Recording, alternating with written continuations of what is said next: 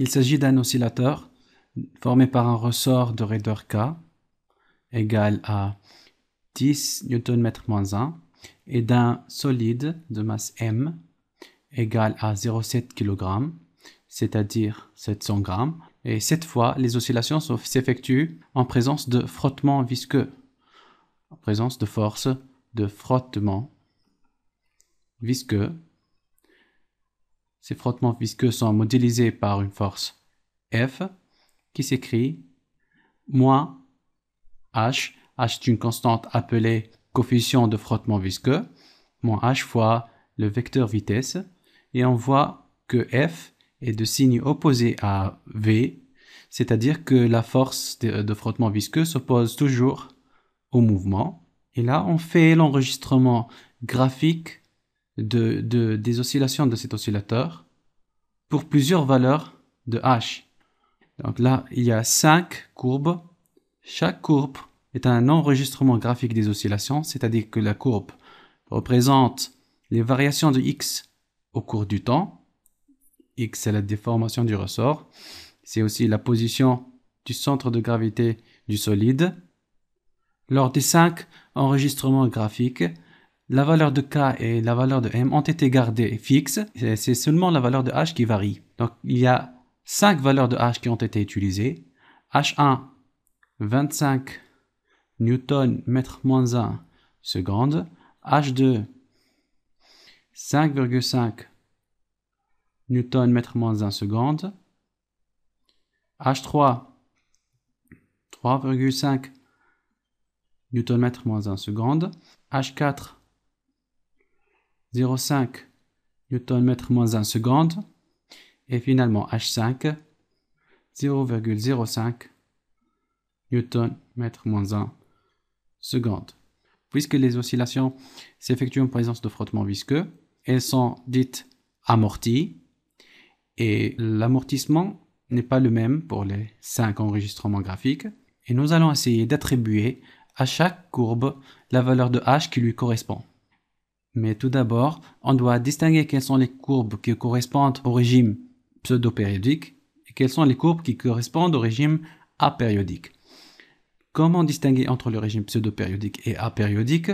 Pour le régime pseudo-périodique, il y a des oscillations. Par exemple, regardons cette courbe. La valeur de X est positive, ensuite négative, ensuite positive. La valeur de X change de signe de manière régulière. Donc ici, il y a des oscillations. X oscille et le régime est un régime pseudo-périodique. Pseudo-périodique parce que X change de signe. Parce que X oscille. Là aussi, X change de signe, c'est le régime pseudo-périodique. Pseudo-périodique. Et si on regarde par exemple cette courbe, on voit que X n'oscille pas. X garde toujours un signe positif. Donc là, c'est le régime apériodique. De même, si on regarde cette courbe, elle garde toujours le même signe, c'est le régime aussi apériodique. Et pour la dernière courbe, X au début a un signe positif, ensuite un signe négatif. Bien que les oscillations ne sont pas aussi claires que dans ces deux courbes, elles sont pseudo-périodiques. C'est-à-dire que X change de signe. Et si, par exemple, on fait un agrandissement sur cette zone, on verrait que la valeur de X est parfois légèrement positive et parfois légèrement négative, et ainsi de suite. Donc, il y a des oscillations et c'est le régime pseudo-périodique. Maintenant, nous allons essayer d'attribuer à chaque courbe la valeur de H qui lui correspond. Donc, on va commencer par le régime pseudo-périodique. Pour le régime pseudo-périodique, plus le frottement est important, plus la valeur de H est grande. La valeur de H, elle caractérise le frottement, donc plus sa valeur est grande, plus les frottements sont importants, plus la force de frottement a une grande valeur, et plus l'amplitude de X diminue de manière rapide avec le temps. Par exemple, pour cette courbe, l'amplitude du x diminue plus rapidement que dans cette courbe. Donc, on peut conclure que pour cette courbe, les valeurs de h, la valeur de h est plus grande que pour cette courbe. Et si on regarde cette courbe, la diminution de l'amplitude est plus rapide que pour cette courbe. Donc, on peut dire que la valeur de h est plus grande pour cette courbe que pour cette courbe. Donc là, la valeur de h est plus grande que là, et pour cette courbe, la valeur de h est plus grande que pour celle-là. Pour ces trois courbes, nous avons un classement de la plus faible valeur de h à la plus grande. Cette courbe a la plus faible valeur, ensuite celle-ci, ensuite celle-là, et il reste les deux courbes qui correspondent au régime apériodique.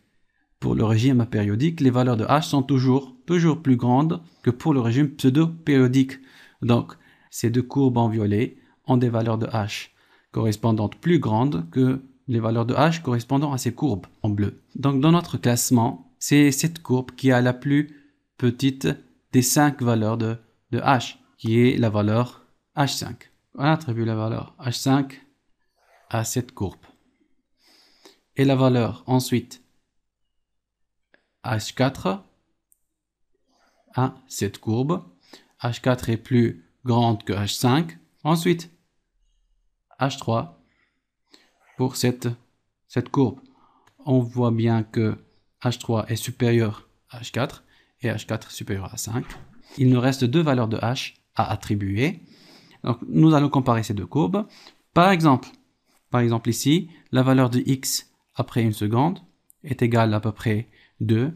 Et là, la valeur de x après une seconde est inférieure à 1. Donc là, x tend à revenir vers sa position d'équilibre plus rapidement que dans ce cas. Donc, pour cette courbe, x rencontre moins de positions à son mouvement que pour cette courbe. Et pour cette courbe, x rencontre plus de positions parce qu'il met plus de temps pour revenir à sa position. Donc ici, les frottements sont plus importants que sur cette courbe. Donc là, pour les deux dernières valeurs, H2 qui est inférieur à 25 va être attribué à cette courbe. Et la plus grande valeur de H est attribuée à cette courbe. Et nous avons notre classement des courbes. Nous avons là des oscillations pseudo-périodiques. Là aussi, mais avec une amplitude qui décroît plus rapidement. Là, l'amplitude décroît encore plus rapidement. D'ailleurs, on a du mal à distinguer les oscillations, mais elles sont là. Ensuite, pour de plus grandes valeurs de frottement, on se retrouve dans le régime apériodique, là où il n'y a plus d'oscillations. Et dans le régime apériodique, plus les frottements sont importants, plus le solide rencontre des difficultés pour revenir à sa position d'équilibre. Donc on voit que bien que le retard ici est plus grand que là.